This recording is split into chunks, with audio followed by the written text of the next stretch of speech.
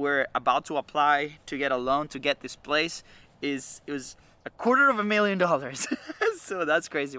He got a list from a billionaire by the name of Charlie Munger, and they said, okay, go cold call 2,200 people. I'm sure you wouldn't appreciate cold calling 2,200 people. It'd be horrible. Yeah.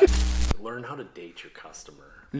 Don't phone them just wanting to get them on your show or be able to sell them something or do something. Get to know them. Hey, how you doing? Luis here. Fonzie is not with me today. He's been filling in for me in the last few days. I got hit by a bus. Not really. I got hit by the flu like a bus, and I was down for the last week. And then my 3-year-old Luca also had the flu. So anyways, we've been behind the scenes working and recovering, and now we are back. Now, not so long ago, we had an amazing trip to Tampa, and we recorded some content for a different type of platform that we're building on YouTube. But we had 2 pieces of information there that was super, super insightful, and I think it's gonna benefit a lot of the people that are listening to the podcast. So again, super grateful that you guys are coming back every single week, every single day. The podcast has been growing like crazy, so thank you so much. Make sure you connect on social media so you let us know what you want to listen to. So what you're about to hear is 2 clips, right? The first clip is going to be something about a crazy experience that we lived when we were about to buy a $250,000 garage. Crazy. And so super short and super insightful. So let me know what you think. And the second clip is we met with Amanda Holmes, who just released a book called Ultimate Sales Machine, which, by the way, you should get it because it's amazing. It's like the one business book that you need to read. And she re-released it, and we were part of the launch. It was an amazing experience, and we got to live in Tampa with her, the launch of this thing. And we caught her the day after to ask her one piece of advice to bring to you. And then there's a second person in this conversation, which his name is Troy. And Troy is the head of sales for CHI International, Chet Holmes International. We work very closely together in all the systems and things. And this was a guy that sold more than $8 million in 2 weeks. And we asked him the same question. So you'll be very surprised with the answers that they bring you into this episode. So new format, new thing. Audio might be a little funky because we didn't have the right mics on the camera, but I think the value is there. So now, enjoy. We've got some Hey, fresh new I'm young Luis. talent And doing some I'm things that I know Luis. you haven't And you're heard listening to the before. Content is Profit podcast.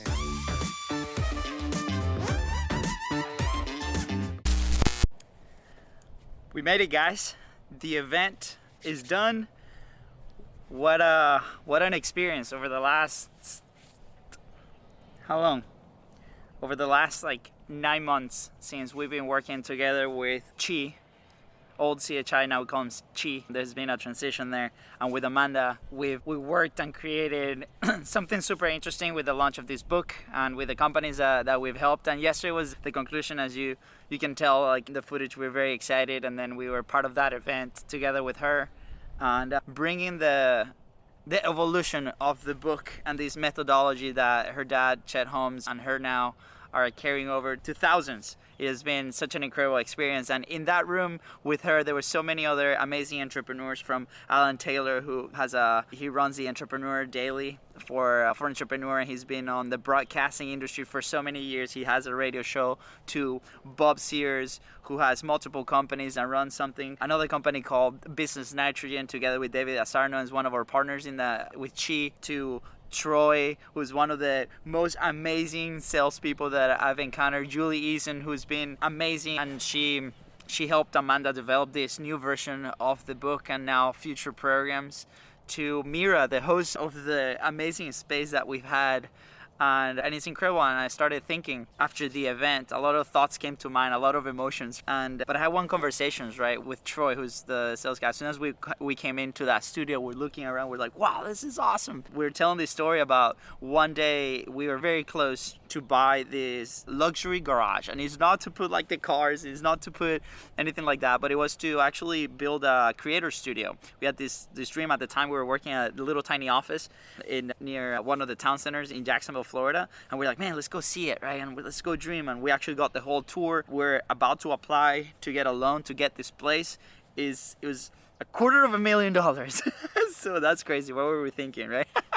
But we're like, yeah, we're gonna do it. And then within 2 weeks, what we call the apocalypse 2, something happened in our business and everything kind of shut down for a bit for us. And we went into this stage where we have to survive. We have to like go and figure things out again, and we didn't have the bandwidth to go dream again. And just this morning, after this amazing happened, who came from a dream that Amanda had and the team had, and we bring it to a lot of people through her content, through her book, through her podcast, right?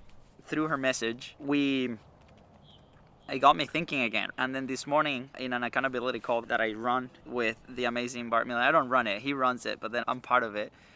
So then this morning, in an accountability call that I jump in every single morning, it's about 10 minutes, we're talking about goals and how goals is a dream with a plan together, right? And then I'm thinking, yeah, there's a dream with a plan, but there's something missing, right? And from that conversation with Troy yesterday, he goes, hey, Luis, when are you actually going to get the studio? When are you guys going to do this? And he's put a date on it. And he tells me the story of the day that he put on paper to work with Amanda and her team and bring this vision to life. And it's true. So what's your goal? And what's the plan that you put in place for that dream, right? And then what's the date that you're actually going to achieve that? So that's a big lesson for me today, a big takeaway. And I'm glad that I'm able to bring it to you. So now what we're gonna do is we're in this amazing Airbnb. We're in Tampa, Florida. We're in Gatorland, and we're about to get ready, have our team calls, and then we're gonna try catch Amanda and see if we can ask her a few questions for all the entrepreneurs out there and see how can she help us out. We finally found Amanda and Troy. We've been looking for them all over Tampa. So hard to get a hold of them, but obviously you'll be watching the video. And we had a little event yesterday with Amanda. She just released the new edition of Ultimate Sales Machine, so link right below, go get it. There's a lot of goodness for entrepreneurs there. And we have Troy here, that's the master at relationships and sales and people and all goodness, and he flew all the way from Canada to be here with us today. How you feeling, Troy? Good? Amazing. Yeah? How do you find Florida? I love Florida. Yeah? Any gators yet? I'm going to go get one later. I'm going to go hunting. Yeah, so they just gave us a little bit of time to share one lesson for all those entrepreneurs, and we've been working with Amanda for a little bit now, and everything that she says is pure gold, so please take notes. And, no pressure. and go execute. Amanda, what would be like one piece of advice for people that are building a movement, a business? Absolutely. So my father was really well known for a thing called the Dream 100, which is the fastest, least expensive way to double sales. It's the one strategy that has doubled the sales of more companies than anything else. And it's really simple. There's always a smaller number of better buyers than there are all buyers. That means that marketing and selling to them is cheaper than marketing and selling to all buyers. So my father taught, he got a list from a billionaire by the name of Charlie Munger, and they said, okay, go cold call 2,200 people. I'm sure you wouldn't appreciate cold calling 2,200 people. It'd be horrible. Yeah. So he did some research and he realized that 95% of the marketplace was purchased by only 167. That's where the Dream 100 was born. So he led an intensive effort just to those Dream 167. That's how he doubled sales in 9 different companies for Charlie, all within 12 to 15 months, and several of them multiple years consecutively. So my question for everybody that's watching is, yes, you can have 100, but let's start with just one. What is one potential relationship, client, strategic partner, JV that could completely change your world? If you won that person over, it would open the door to more money. They buy from you more often. They refer you to their clientele, which gives you all of their business, right? Just this morning, one gentleman got me in front of 17 million entrepreneurs worldwide and has given me another opportunity to have 100 radio spots on 100 different radio stations. One person. So who is that one person for you? And start with just a dream one. Troy, what's your advice, right? Like you've been running sales for quite a bit for massive companies, and now you're part of this Chi family and another massive company in many ways, like energy-wise, things and the value that we provide. So for those entrepreneurs that are looking to build something and start and getting in touch with that dream one, like how can they actually go do that? I'm going to piggyback off what Amanda said, because I think it's important to figure out who that customer is that's most attractive. Find that person, write down their name, and get obsessed about them. Be pig-headed disciplined that you are going to build a relationship with that person.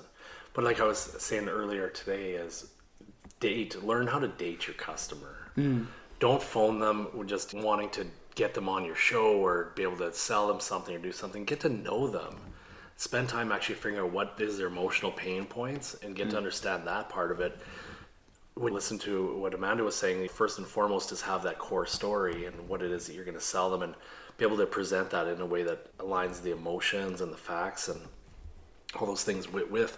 But it's that stadium pitch off the front, right? Is what are you going to tell that ideal customer tomorrow morning? So if you said tonight, I'm going to phone this person, what are you going to say to that person that's going to really attract their attention the most? And make it about something that's an emotional outcome because of something that's not happening right now. Yeah. It's easy, really. You can phone somebody and say, hey, you know what? I'm trying to figure out how to help people in your industry get more clients. What's keeping you up at night? Find out what it is about them first. Then they will come to you and ask you, but make them irresistibly want you. Date them. You would never walk up to somebody in an establishment and just walk up and say, hey, do you want to come home to my house? No, you'd walk up and you'd say, hey, do you want to talk? And what is it about you? What's your interest? What's your outcomes? That's what you should do. Make it more fun again. Most people watching today can go check out your competition. They've taken all their phone numbers off their websites. There is no more chat buttons anymore. It's literally send an email in or nothing at all and go to a retailer and find our product or service. And I'm like, why can't we get back into dating each other and getting to know each other? And I think that's what will really carve things out so that you're not competing. Don't look to compete against Amazon and Walmart and all these people. Compete for people who want to build relationships. Oh, that's so good. The second we focused on relationships with the podcast specifically, we followed your advice in the Dream 100 and a lot of it, right? And this was way before we actually met you in person or through the show. And we realized that that was a tool for us to build those relationships and not starting from a transactional start, right? That every piece of content that we consumed at the time when we were starting our business was like, hey, here's the script, here's the cold calling thing, here's the DM that you sent, here's all the things. And it was nowhere. It didn't feel in alignment with who we were. Might be for somebody, for us, doesn't. As I think like for many people it's not. And as soon as we started building those relationships, in our case through a podcast or through content, everything changed because we're coming from that spot of service of we're dating you, right? Because there's a process that happens before we invite to the show or to the content creation, and then that happens. And then if there's a fit in energy in a sense as well, and are we aligned, then we can continue the conversation and see like how can we collaborate in a way. So it's been super useful. And then when we met you, we're like, oh my gosh, this feeling that we had inside of us, like it actually makes sense and it's a thing, right? And it just gave a push that we needed to continue to develop those relationships. So if you're interested in more of what they have to say, Amanda here has an amazing podcast. Go check it out. Right now is the daily dose of the ultimate sales machine. So yeah, and then Troy as well. I go find him in every single social media channel. We're gonna put all the links right below. And if you want to talk to us, the BIZBROS, of course, the links are right below. So cool. Thank you guys. Thank you. Thank you. Yeah.